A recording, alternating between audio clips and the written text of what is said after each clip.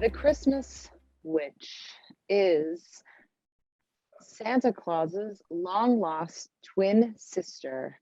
Her name is Kristtörn, and Kristtörn was taken by a witch, a Yuletide witch, a good witch, and raised by her, while Christopher was taken by a very nice Danish family called the Kringles.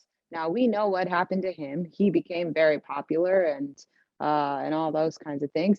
But no one knew what happened to Kristtörn until now. Well, it just so happens that she ended up on the South Pole, while her brother ended up on the North Pole and got all the fame and glory, and she ended up on the South Pole. And so her story, this first book is the origin story of Kristtörn, where we find out where she came from, how she ended up on the South Pole, and how she became the Christmas witch.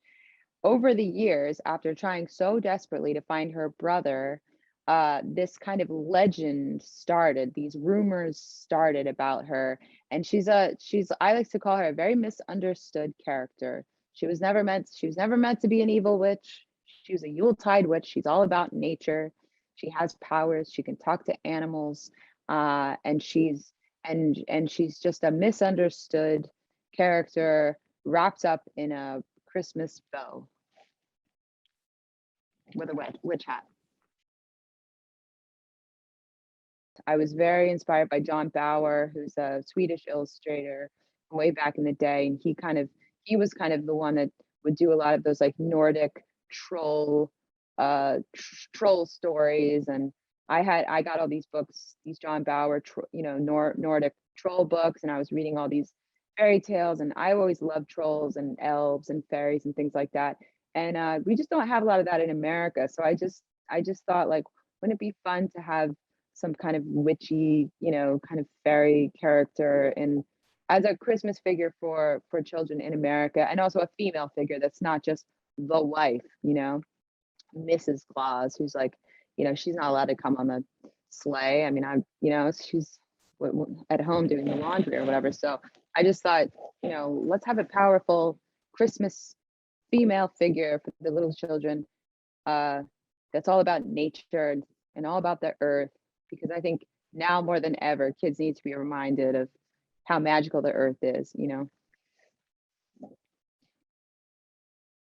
This book is called The Legend of the Christmas Witch, because this book is about the origin story of Kristtörn. Where did she come from as a child?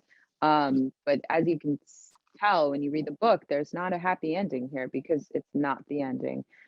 So we have a second book that we've already written. Julia's painting away as we speak, and that will come out next year. And in that book, we find the Christmas witch waking up in modern times. So then we really start to see what she's going to do with the Christmas holiday in the modern world. So this is kind of like the origin, but it's a whole world, and we have all kinds of ideas. Elves, trolls, all kinds of things that are going to happen. So our hope is that we can just continue to tell our stories in this world.